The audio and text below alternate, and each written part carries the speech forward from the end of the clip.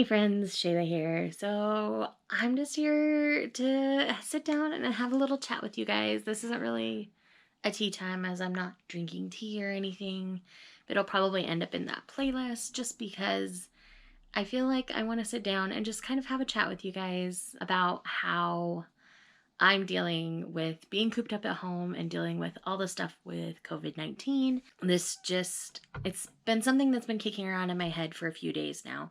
It's Tuesday, and I think you guys will see this Wednesday if I remember how I'm planning things out correctly. So, I just want to talk to you about a few coping mechanisms that I've been using because I have anxiety. And so, all of this and the state of the world obviously is very stressful, and a lot of people who aren't normally anxious are feeling anxious, and those of us that do have anxiety are feeling extra anxious, even though it might not necessarily be a normal trigger for us. This isn't something any of us have ever dealt with in life, and so the unknown can be scary, and it causes the anxiety to just kind of be in this state of slight panic. I think is the easiest way for me to describe at least how my anxiety is manifesting. And so I wanted to talk about ways that I'm like channeling my anxiety and dealing with that. This isn't something I talk about a lot on my channel just because of the darker, more sad, somber nature of talking about my anxiety. So, most of my life, I didn't really notice my anxiety. It was always kind of there in the background. I would overthink things. It was pretty much, I could deal with it pretty easily the majority of my life. And then early in my 20s, I got married to someone who wasn't right for me. I wasn't right for him. And we clashed really hard. And so we had a very tumultuous marriage. And both of us have since moved on since we got divorced. We've been divorced. It'll be 7 years this year that we've been divorced now. And I don't blame him for our divorce. It was just both of us. We made bad decisions and we just weren't supposed to be together. And after that period of time, I started to notice my anxiety a little bit more, but I thought that was just because I was in the middle of going through a divorce and my life was changing, and so I thought that's all it was for a long time. Then I met Steve, and everything with Steve went really well, obviously, and we're now married. We'll have been married 6 years this fall. About a year and a half into our marriage, we had bought our home, but I had noticed that I was afraid of disappointing people. And so my anxiety manifested in a way that I was afraid to leave my house because I was afraid of disappointing someone. So I got to a point where, as a stylist, I was rescheduling clients because I couldn't make myself go in. And it's one of those things that I didn't really understand what was going on for a long time. I just am like, oh, I'll tell my clients I don't feel well and they'll understand. I lost a good chunk of my clientele at that point, and I'm not going to skirt around that. And so I told Steve what I had found out I had been feeling. And he says, okay, I've been noticing this for a while. How can I help? And he was nothing but helpful. He helped me find a great therapist for me. I got medicated and I got myself some help. I'm at a point now where I don't need the medication as often, though lately my anxiety's been a little harder to handle. So I've been tempted to call my doctor and see if they would just put in the prescription again for me because I haven't been on it for almost 2 years now. And maybe longer. It's been a while, been a long while, just to kind of help me get through the next little while. But again, doctor's offices are very busy right now with a bunch of people worried that they might have COVID-19 and all those kinds of things. So I'm trying to cope with it on my own. There's a good chance that I may still call my doctor and call in that prescription soon, but I'm still trying to do my best on my own. And so far, so good. I have noticed one thing. If I get up and get ready for the day, I feel a lot better rather than just kind of loafing around. I have a job where I work part-time. I'm a cosmetologist, and I choose to only work 2 days a week right now. I used to work 5 days. Now I work 2, but I work 2 longer days. And so just because there might come a point where I can't go into work anymore, I get a little worried about those kinds of things.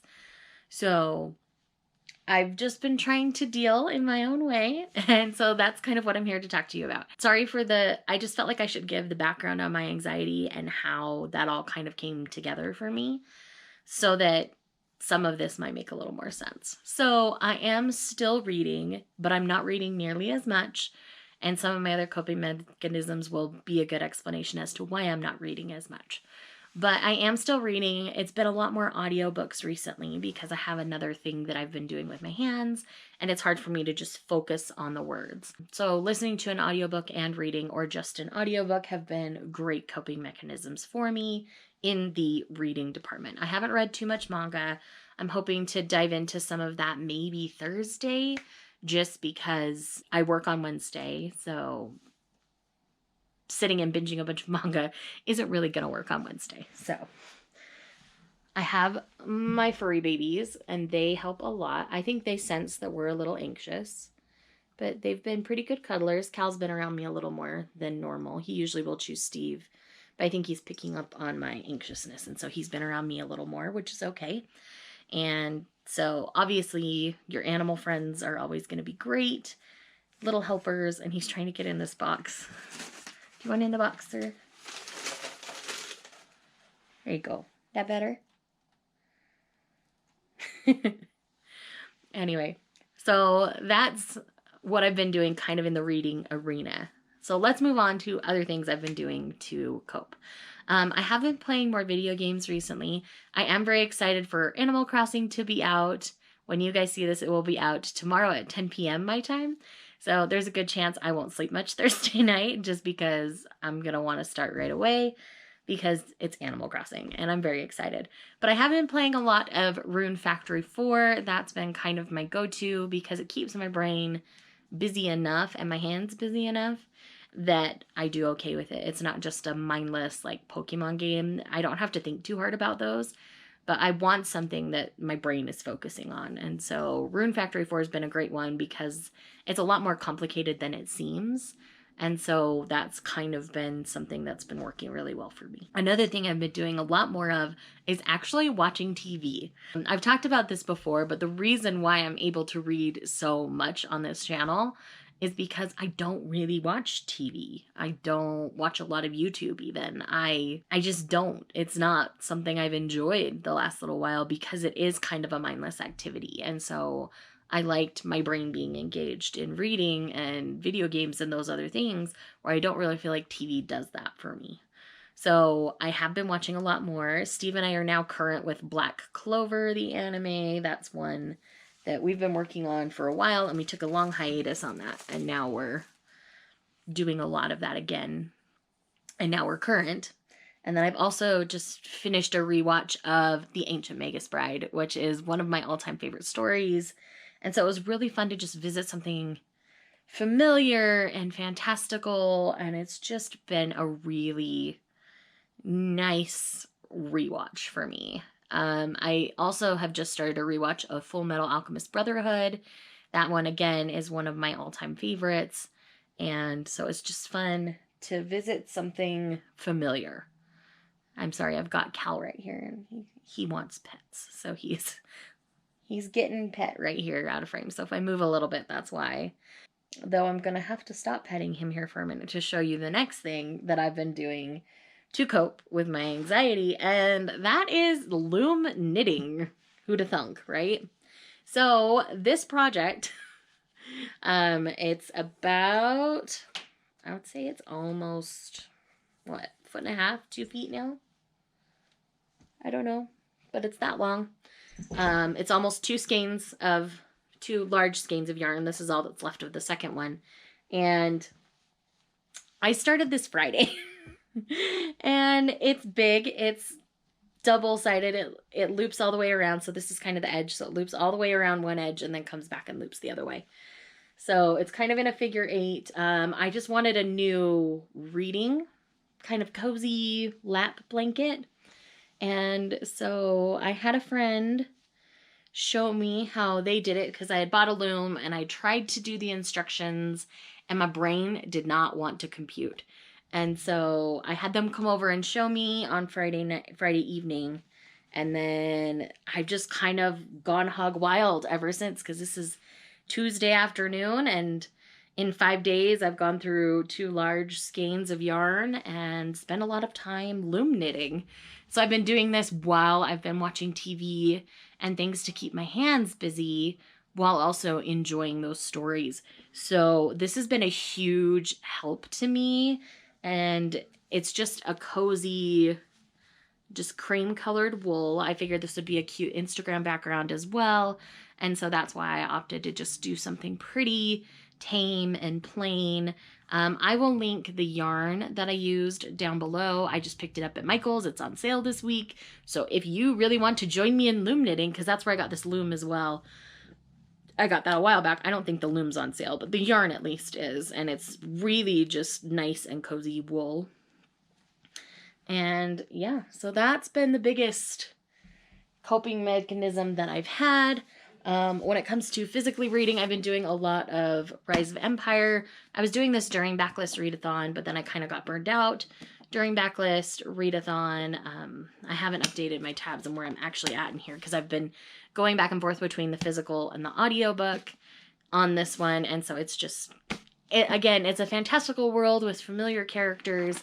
And so that's been really nice as well. The biggest thing I want to tell everybody, the other thing I've been doing, obviously, is deep cleaning portions of my house that I realize I've been neglecting.